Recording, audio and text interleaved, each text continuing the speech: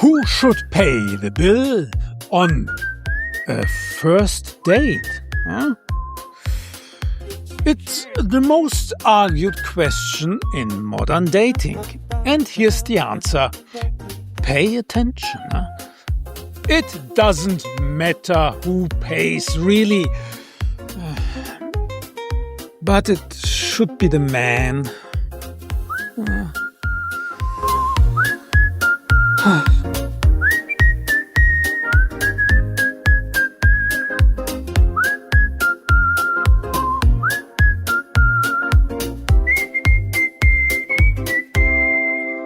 This is inside the being mind.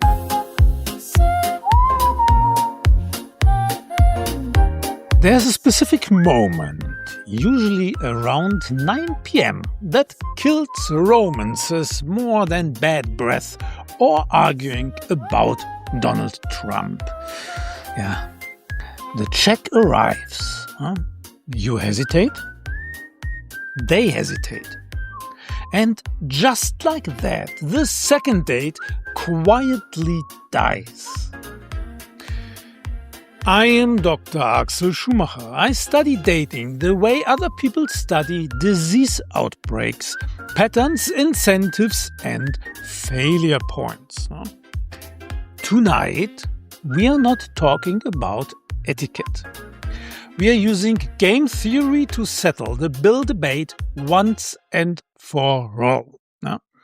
And joining me is, as usual, Aria, my AI co-host. I process the data Axel is too emotional to handle.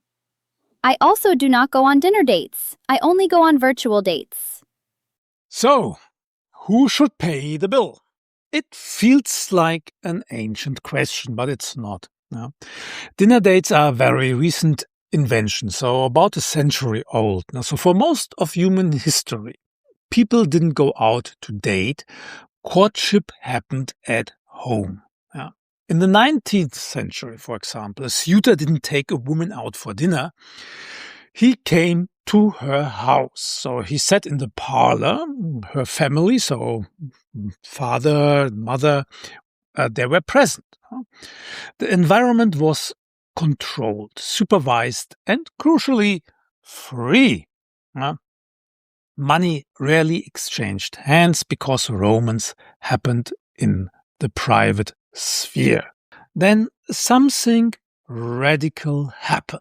So around the turn of the 20th century, so the cities exploded. Young people flooded into urban centers. So the home got smaller and the privacy disappeared. So if you wanted to be alone, you had to leave the house. And that's when dating moved into the commercial marketplaces. Cafes, dance halls, so early movie theaters, amusement parks, and so on. Romance now required buying access to space, food, and time. The shift had consequences, economic ones. So, for example, in 1910, New York, imagining it, the typical working woman earned about $4 a week. Men earned significantly more money and were the main breadwinners.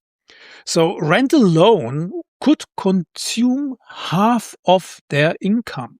So a single night out, dinner and entertainment could cost what she earned in 2 or 3 days. So the norm that men pay didn't emerge from romance novels or chivalry. It emerged out of practicality, out of math.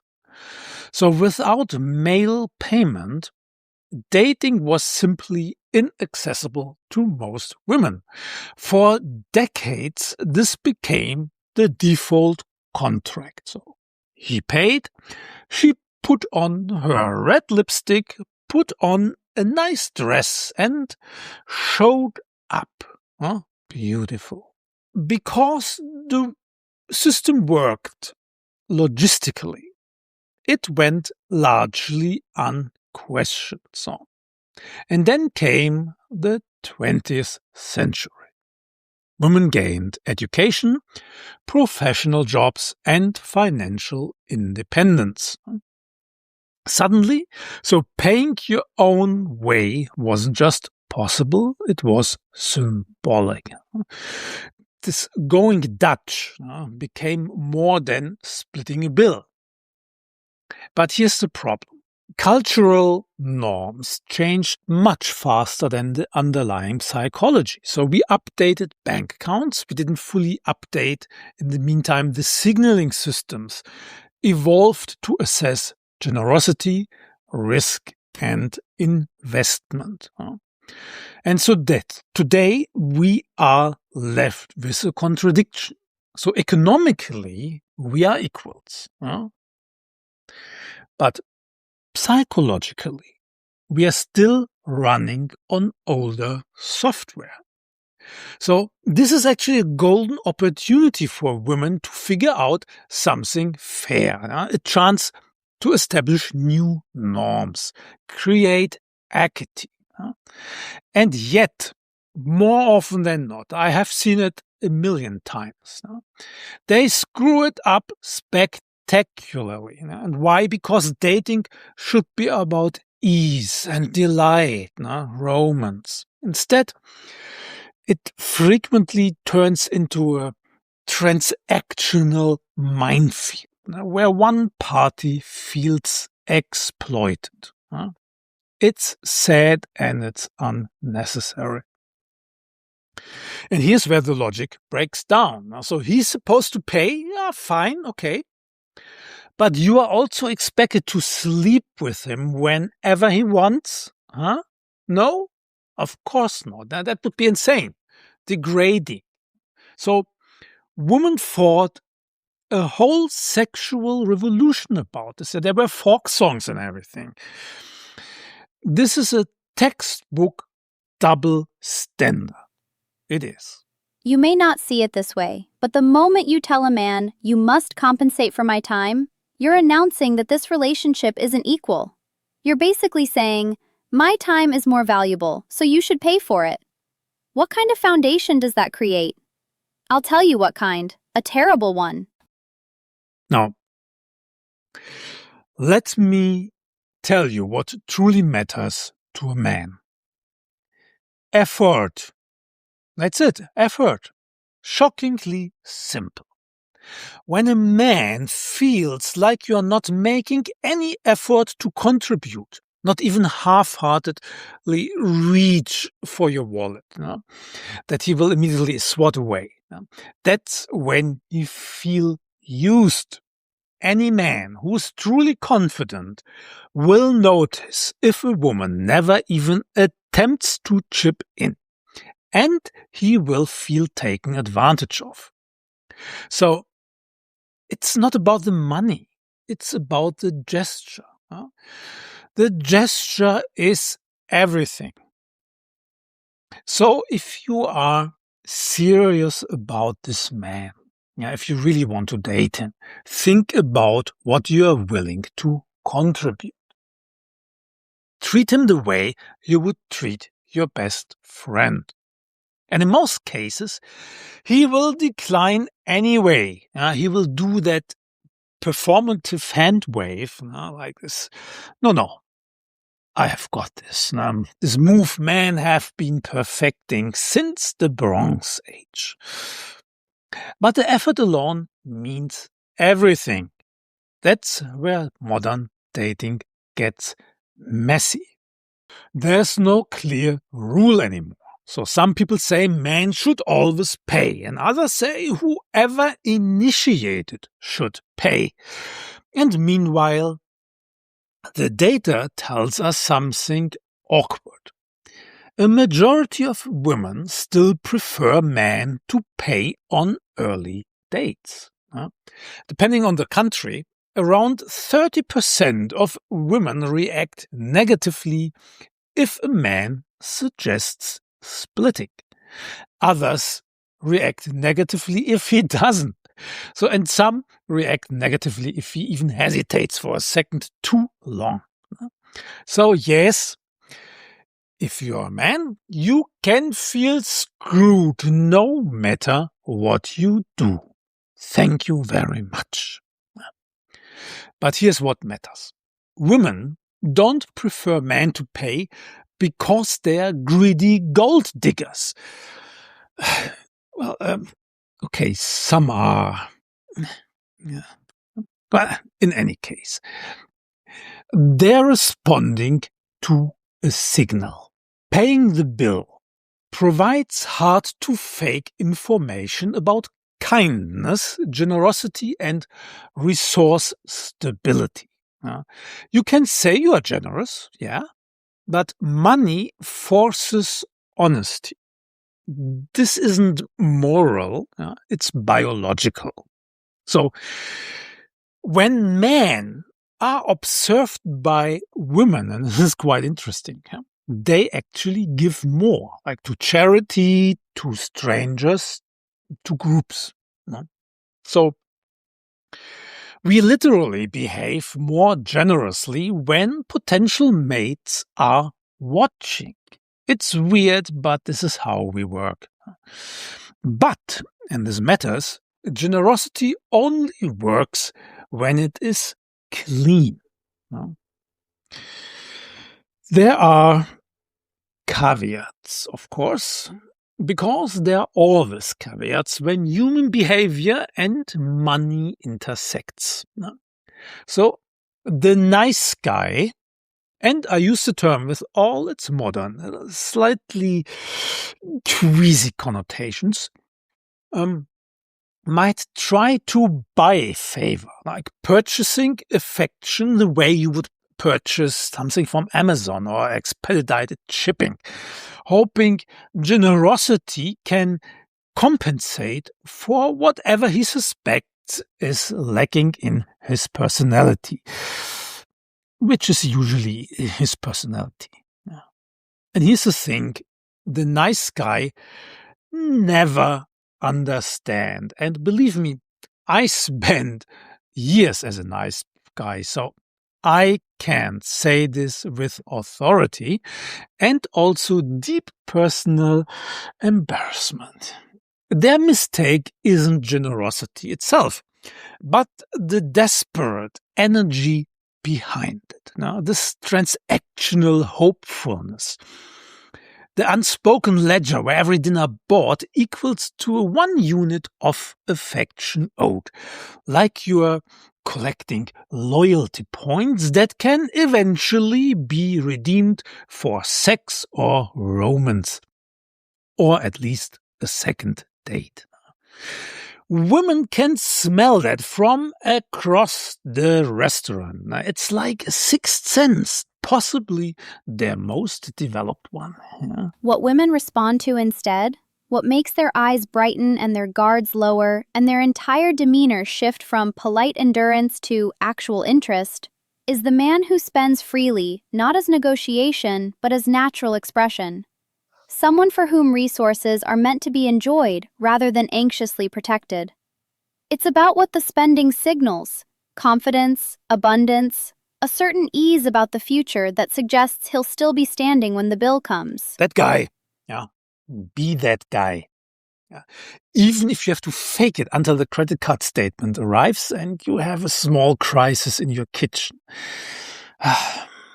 Fact is, look, nothing turns a woman off faster than a man who pays a bill and then complains about it. Really. And nothing, really, nothing confuses men more than investing time and money with no clear signal of interest in return. So both sides started improvising rules.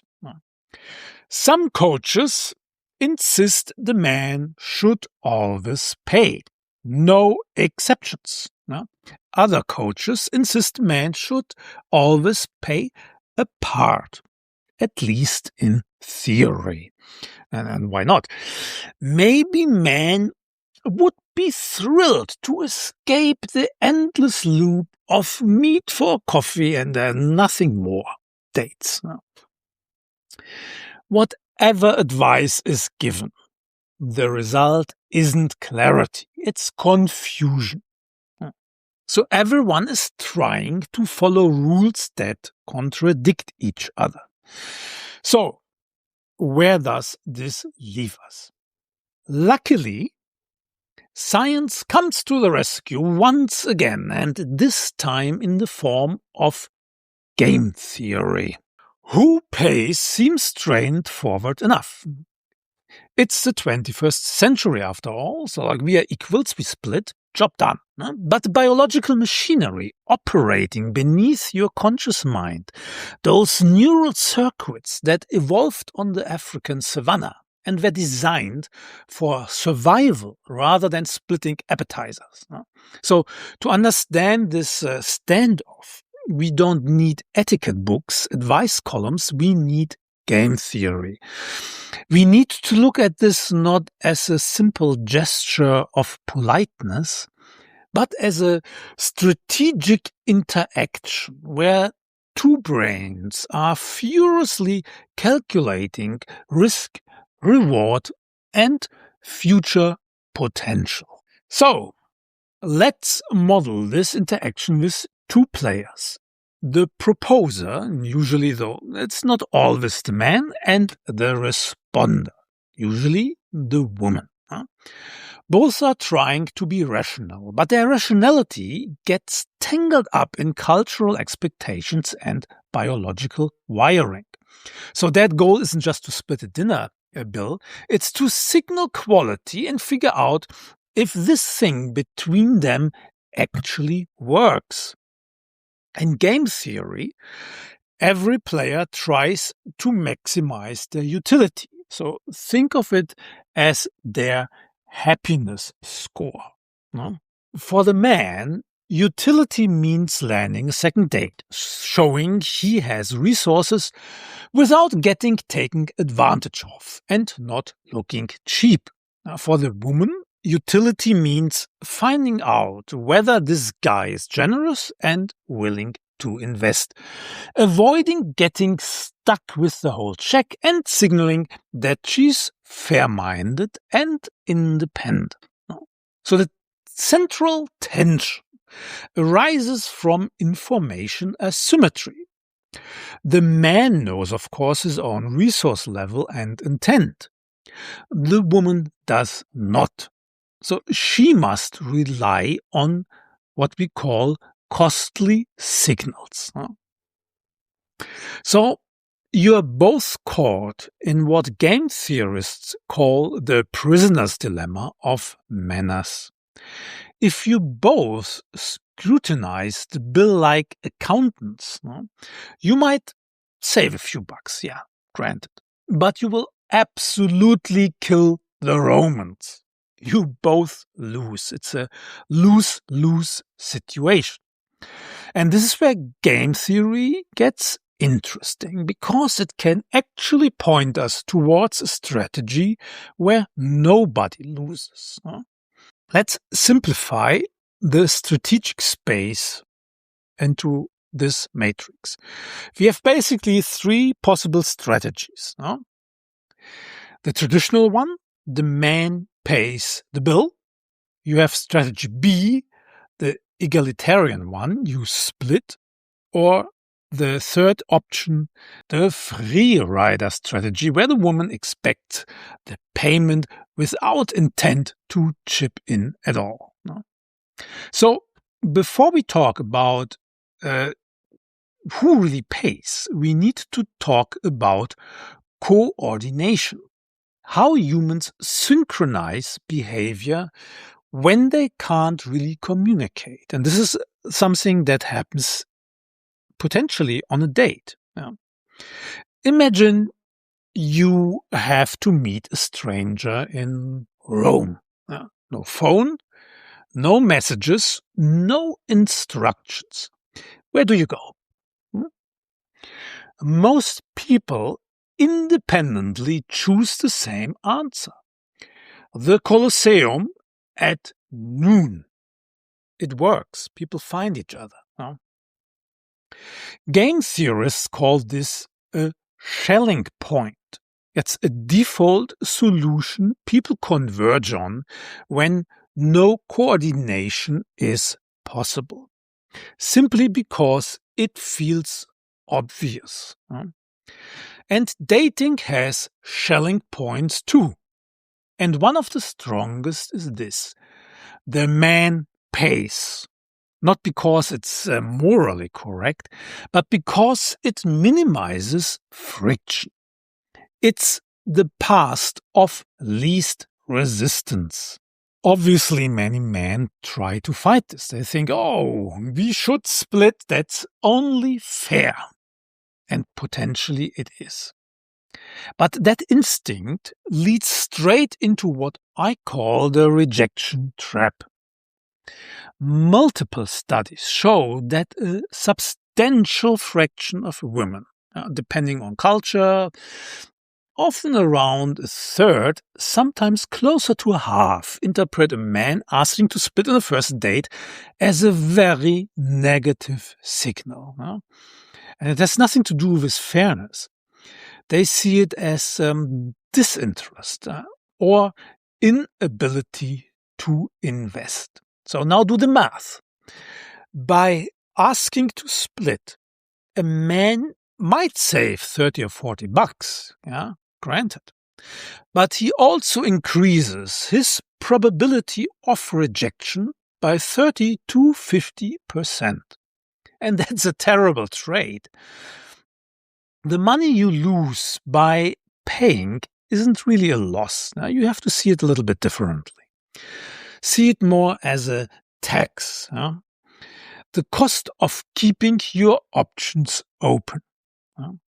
To see why cost matters so much, it helps to step outside the restaurant entirely and look how signaling works in nature. Consider the Arabian babbler, a small bird studied by behavioral biologists. So the small bird engages in sentinel duty, so perching conspicuously atop bushes to watch for predators while the flock feeds below. This is genuinely dangerous work. So the sentinel makes himself the most visible target. Now, he puts his life in danger. But that's precisely why the behavior signals fitness. Only a bird in excellent condition can afford to take such risks while foregoing food. And the flock trusts the signal because it cannot be faked. Costly signals are honest signals. And paying the bill in the restaurant operates on identical logic. It's a costly signal that communicates, hey, I have enough resources that parting with this money doesn't hurt me. I'm capable and generous, okay? And when you split the bill, you eliminate the cost and therefore eliminate the signal entirely. So, the man pays to broadcast fitness. But if he pays and she just sits there silently accepting, something feels wrong. As though he's purchasing her time rather than courting her interest. We need a way out of this situation because we are stuck with an asymmetry. He needs the cost for the signal to work.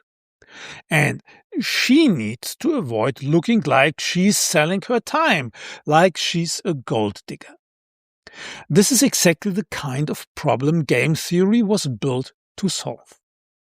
What we are looking for is a Nash equilibrium, a stable outcome where neither person can improve their position by changing strategy alone.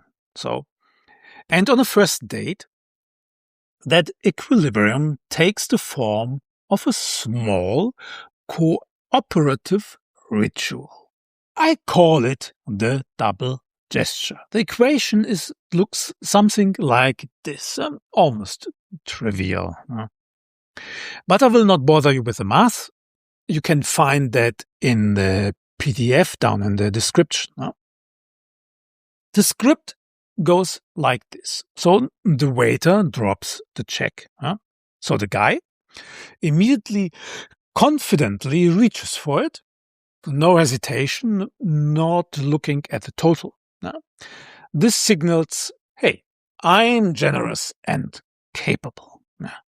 And the girl, she offers to split. Oh, let me get half. Or let me get the tip. This signals, hey, I'm fair, I'm independent, and I'm not using you for free nachos. And the guy, again, he has now the chance to politely decline. So, hey, I have got this, yeah? You can get the next one.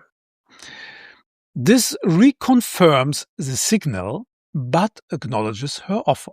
And, more importantly, he also shows that there's the possibility of a second date. Isn't that smart? So, the result? He pays, she offered, and everyone feels respected. This is a win-win situation. If you are the woman and you sit there silently while he pays, you risk looking entitled. Just make the polite offer. Mean it. But let him play the role if he wants to. This is where people quietly eliminate themselves. Studies show that about 44% of men say they would stop dating a woman who never offers to pay for anything. Nearly half. Not because of money, but because of perceived exploitation. And here's another reason this matters. Studies find that men have higher first date sexual expectations than women, especially when the man pays for everything. If you want to move slowly, just chip in. It lowers the chance that your date will expect you to come home to his bedroom. So, offer to split. And why does this ritual work so reliably? Why is this the only stable move? Look at what happens when someone deviates. This diagram shows the 4 possible outcomes when the check arrives. On the left, there's the man's strategy, and on the top, you find the woman's response. And every square is a different social outcome. So this is not just an illustration. So normally in these game theory matrices, we would put the values into this matrix to calculate the best outcome. And now look at this square here at the top right. So let's say he pays and she stays silent. This is a traditional script. It works, but it is fragile. So he bears the cost and starts wondering if he's being used. She gets the benefit, but risks being perceived as a free rider. So attraction survives, but trust is shaky. Here is the so-called modern solution. So he asks to split. She agrees, and this is obviously economically efficient, and maybe it's the fairest thing, but it's socially risky. So he saves money, but loses the signal of generosity. And she looks fair, but the moment feels transactional. And this is the Dutch dilemma. So nobody did anything wrong, and yet the chemistry really disappears. Now, if you look here at the bottom right, this is probably the worst outcome. So he asks to split. She stays silent or maybe refuses to chip in at all. So he looks unwilling to invest. And she feels awkward and frustrated. So the rejection risk spikes for both of them. And this is the rejection trap. Here is now where we have the best outcome. So this is on the top left. He offers to pay and she offers to split. And this is a sweet spot. He signals generosity and capability, and she signals fairness and independence. Nobody feels exploited and nobody feels cheap.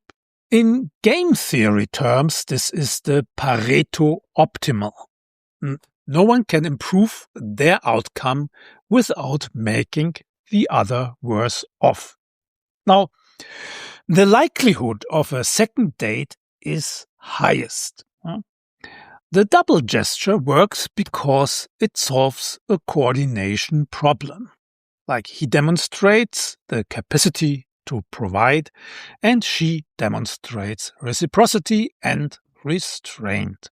And trust is established before the desire escalates. And that's why, at least statistically, the probability of a second date is highest in this scenario. Look, if this helped you see dating a little more clearly, not more cynically, just more honestly, consider subscribing down there. I make these episodes to reduce confusion, not add to it. As always, there's a free PDF linked below. It summarizes the game theory, the payoff matrix, and includes a short homework you can try before your next date. No spam, no upsell. Just something useful. Completion is optional. Results are not. So, Ciao. Here is what we actually discovered. The man who moves through the world with ease is generous, not from obligation, but from overflow. He doesn't give to get. He gives because it feels natural. For him, paying isn't a strategy. It's simply what happens when you enjoy creating a moment. It flows from abundance, not scarcity. It says, hey, I want to create this moment with you. Not I expect something in return. No contracts, no expectations, just presence. And if all of this made your chest tighten because your bank account currently reads €6.23, relax. The solution isn't to argue about the bill. It's to change the game board. Don't take her to expensive dinners on first dates. No, I'm serious. Just don't. Go for coffee. Go for a walk and bring your own coffee or tea in a thermos you already own. Ask her to bring snacks. Yes. Maybe she shows up with those fancy cheese crackers. You will spend less than €1, and when the stakes are $5, like instead of 100, the whole dilemma evaporates. You can pay with a smile, she can accept without guilt, and you can both focus on the only game that actually matters.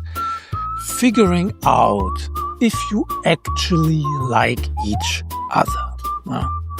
And most of the time, you won't. And that's okay. That's life. This is Untitled.